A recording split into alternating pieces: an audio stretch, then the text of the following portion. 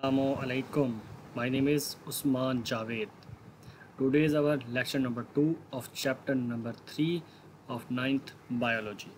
आज के दिन हम लोगों ने 9th की बायो का चैप्टर नंबर 3 का लेक्चर नंबर 2 जो है वो डिस्कस करना है।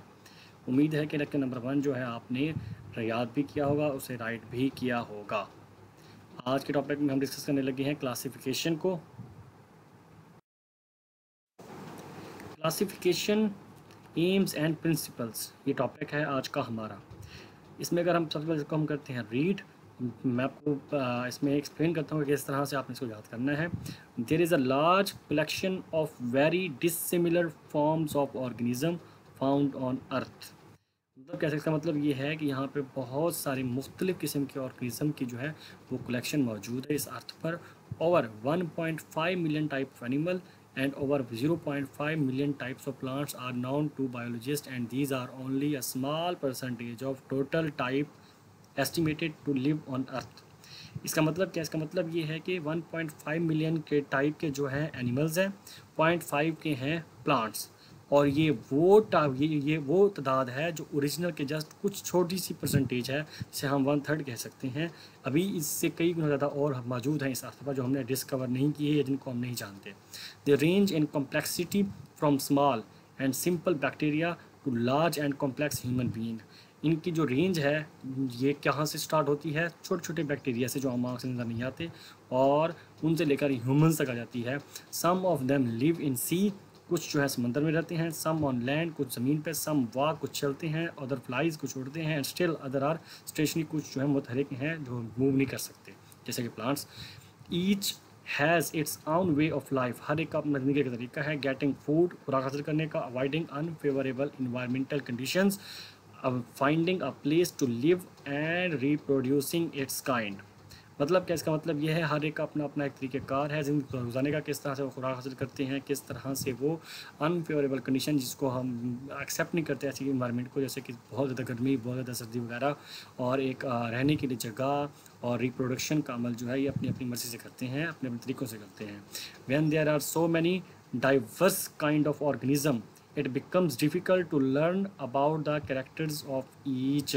हर एक के बारे में पढ़ना बहुत मुश्किल होता है जब इनमें बहुत सारे मुख्तलिफ ऑर्गेनिज्म बहुत ज़्यादा हों।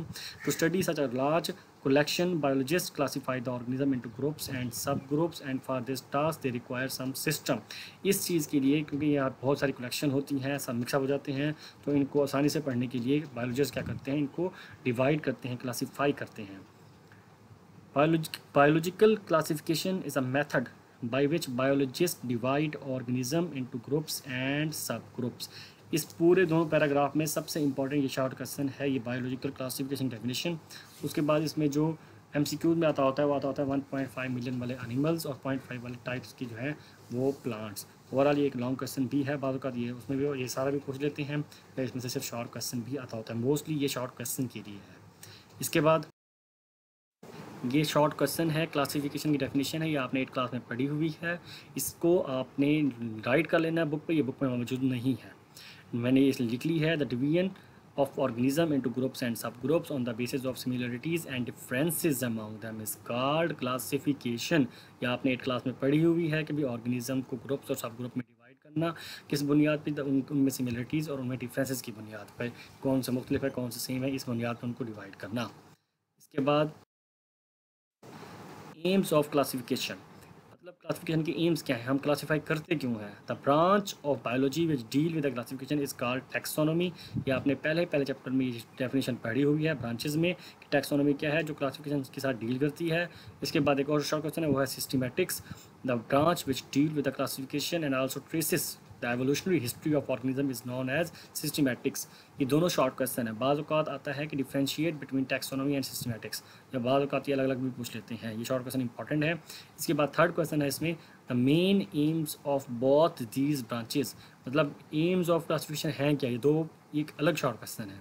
To determine similarities and differences among organism so they can be studied easily, मतलब ऑर्गेनिज्म के दरमियान में सेम खसूसियात और डिफरेंट खसूसियात को स्टडी करना, ताकि उनको अलग अलग करना, ताकि वो आराम से पढ़ा जा सके। इसके बाद to find the evolutionary relationships among organism, organism के दरमियान जो एवोल्यूशनरी रिलेशनशिप है ये मालूम, मतलब इर्तिका एवोल्यूशनरी मतलब कि एवोल्यूशन इनका स्टार्ट कहाँ से, जैसा कि अगर हम एक सिंपल सी मिसाल दूँ मैं आपको, अक्सर साइंटिस्ट कहते हैं कि ह्यूमंस जो हैं वो कनेक्टेड है किससे, बंदरों से। ये क्या है, एग्जांपल किसकी है, एवोल्यूशनरी रिलेशनशिप की, कि इंसान का ताल्लुक जो है वो इर्तिका कहाँ से जोड़ रहे हैं, बंदर के साथ जोड़ रहे हैं। पहले इंसान एक बंदर था, ये कहा जाता है, बात कहते हैं लोग जो कि गैर मुस्लिम हैं वो ऐसा कहते हैं।